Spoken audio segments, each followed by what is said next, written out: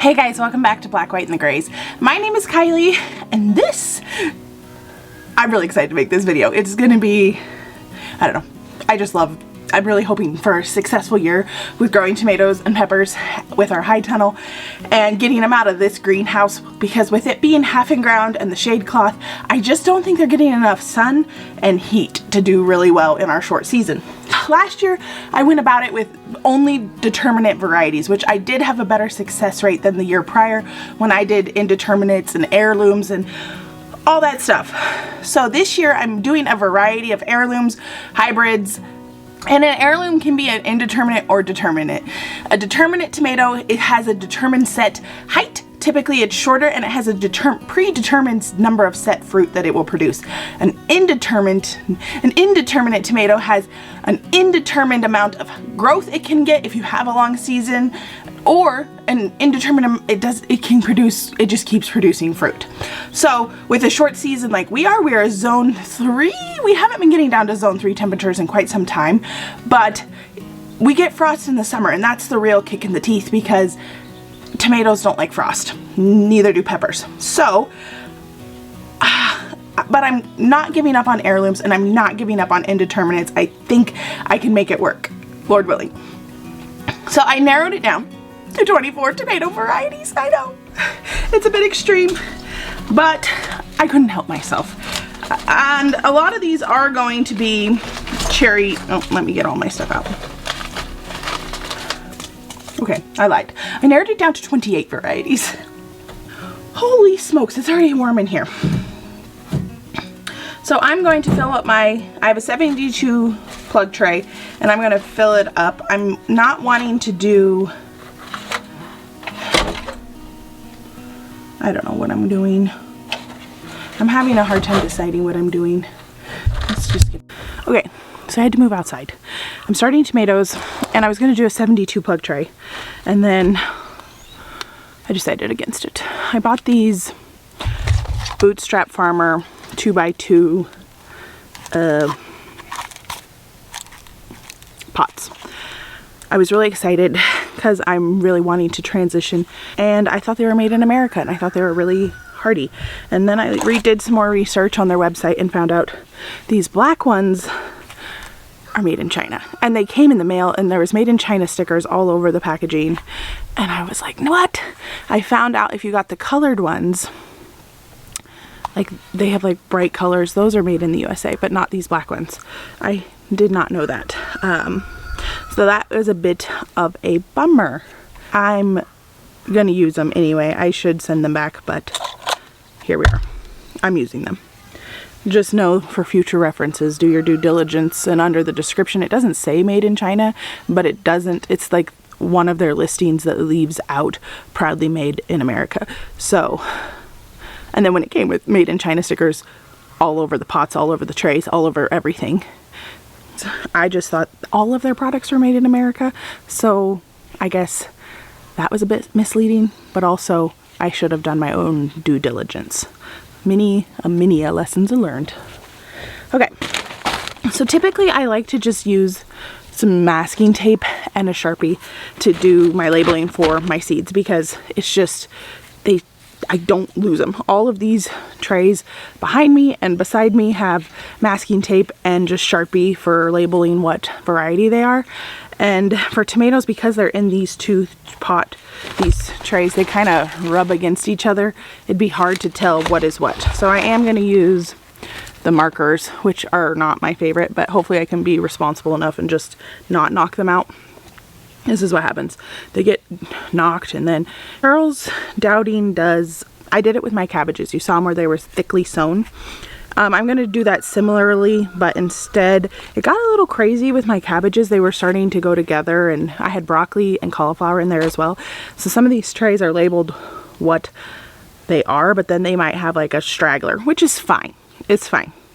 But there could be a broccoli or a cabbage in one of these or cauliflower in one of these cabbage trays, or vice versa. This way, and also it's convenient where if one variety of tomato isn't, like a ground cherry would take longer they take forever to germinate, and they could stay in the warmth underneath the lights. and not get potted up. But then I could like take whoever's doing really good and pot them up and separate them out. So each, the long story short is what I'm telling you is each little pot is going to have one variety, but like multiple seeds in there, and then we'll separate them out.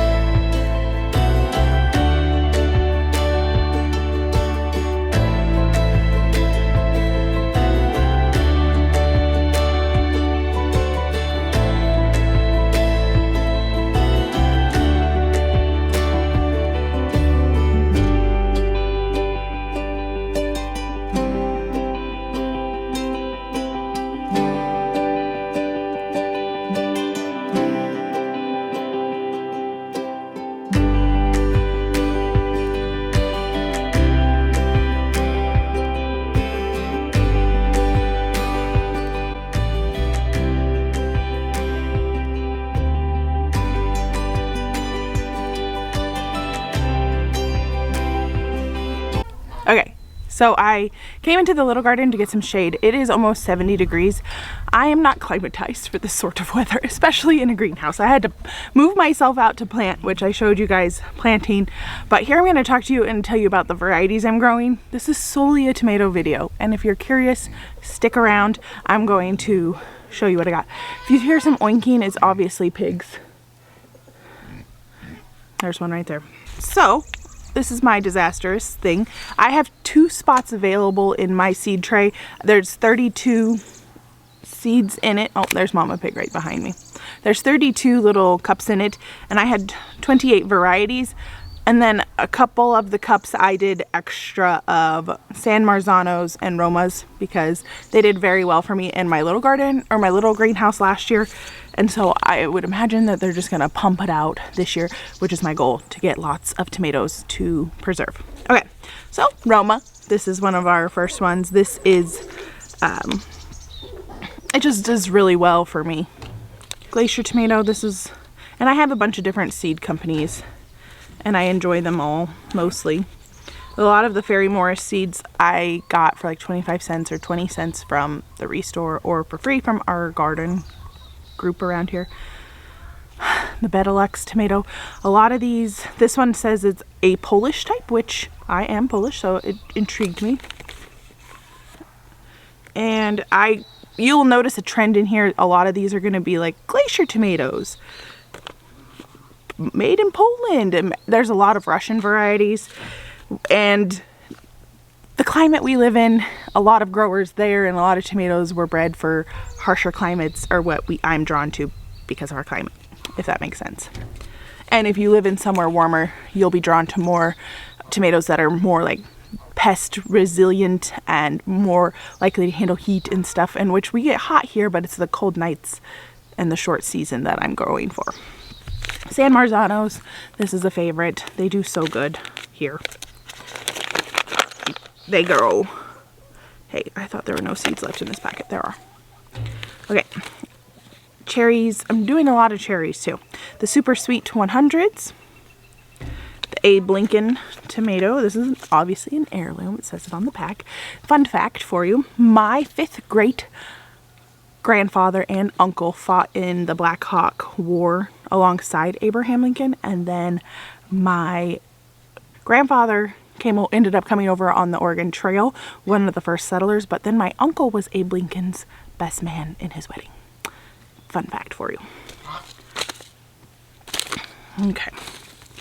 Tomato. This is the, well, the subarctic plenty or world's earliest. So not sure if it's the world's earliest. I don't know how it got this name.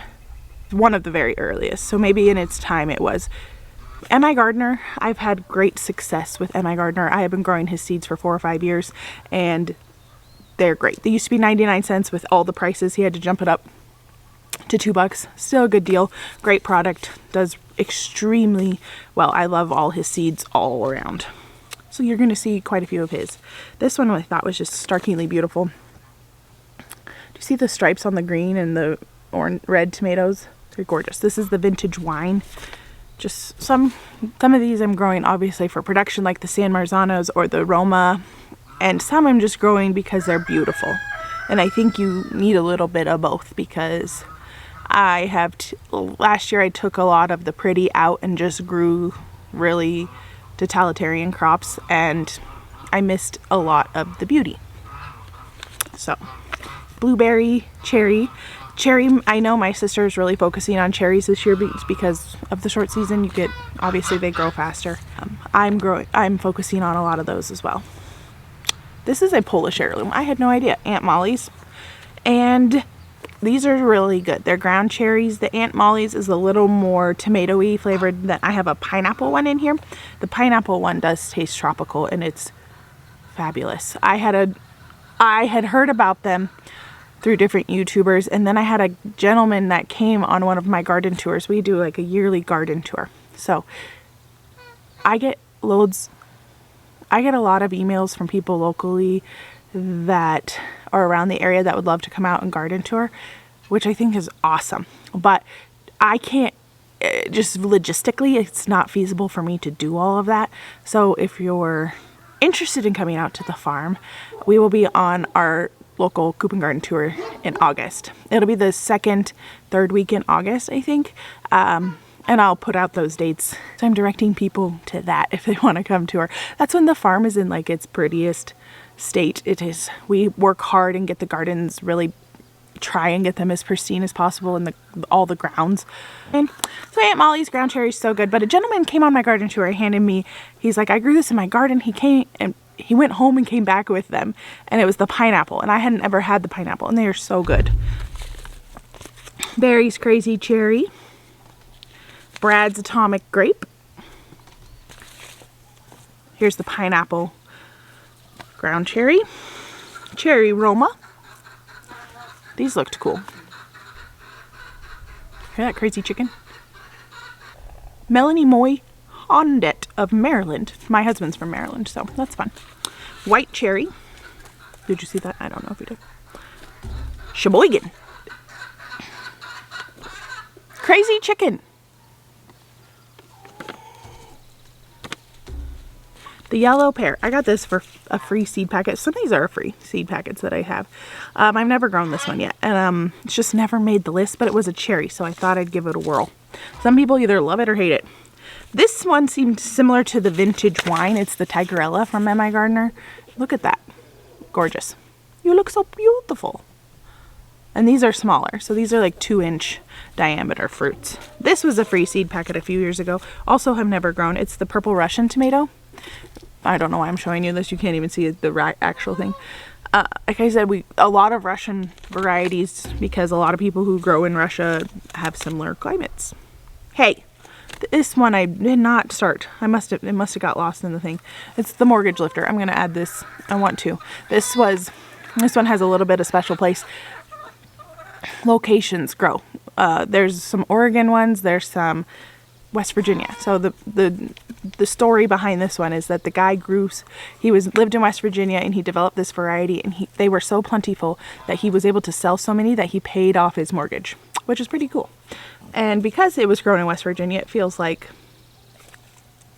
not Virginia people, West Virginia. They're very different. I gotta grow these. Paying off Purple Rain. This one was just beautiful. It's not like, hey, I don't see the Black Beauty in here either. I like that one. I've grown that one every year, and it's actually done pretty well for me. Where did I not? Okay, I got a lot of missing ones, I'm realizing.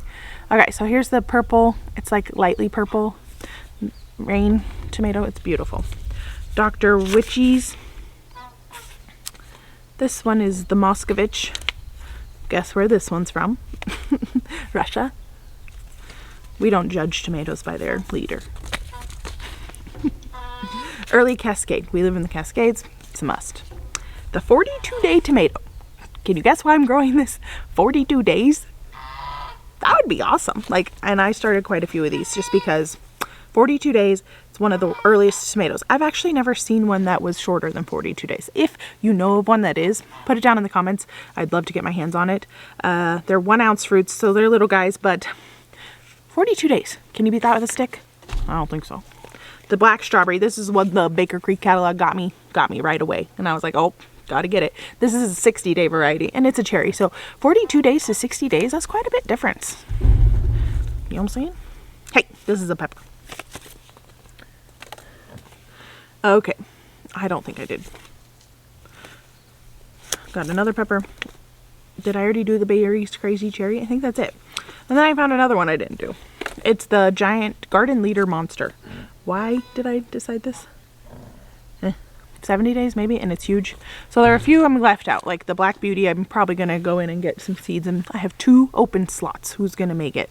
So definitely the Black Beauty, and probably that Mortgage Lifter, because I didn't, you know, I don't know. So there you have it. There's all the tomatoes we're growing for this year, minus a couple. They're gonna get started. They're gonna go into the house, and yeah, they're gonna sprout up in there. It's only March. It's mid-March. Well, it's like March 22nd, so it's a couple days after spring. Spring has sprung. I think I started my tomatoes way earlier last year, but then they weren't as sick. I think they all died. So inside, they never even made it to the greenhouse.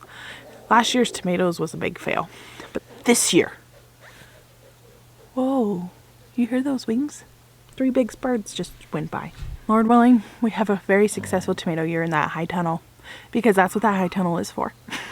And my trees, which that'll be a different video, but I've gone crazy with the trees, guys. I said 14 at the most. Well, may have went a little above that, but what if some die? Then I have backups.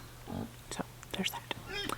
Well, guys, thanks so much for following along. I hope you stick around and subscribe to this channel and give this video a thumbs up. Have you noticed the thumbs up when you give it? It does like this really cool ding ding ding, like all these colors, like they're so happy you push the thumbs up button. Yeah, so give it a whirl, see what it's like. I'll see you guys on my next video. This week's praise report, if you're new here, we do praise reports, and that's basically just giving a praise report like the old churches did, but we do it here because I think it's good to have thankfulness and acknowledge these things. So my praise report is, it is springtime, planting tomatoes, getting peppers started. There's so much to be done, and it is finally time to do so. My little garden is still, let's see, got a couple inches of workable soil on top. Let me see it in the bed.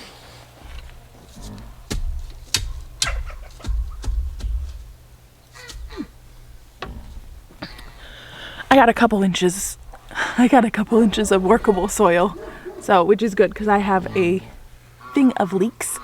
Not leeks. Why do I keep calling them leeks? They're ramps that I need to plant. Springtime, and I think we're all ready for some springtime. Our winter wasn't too harsh, but the snow and the ice did last a while, and I am grateful for the warmer weather. I love fall, and I love winter, and I love spring. I love the cool days. I love the warm days. Summer is my hardest season to deal with. Continually hot days with no rain or snow or anything. It's hard for me. I am definitely a northern girl through and through. Yeah, I'll see you in my next video. Thanks for following along. Put your praise reports down in the comments below. Bye, guys.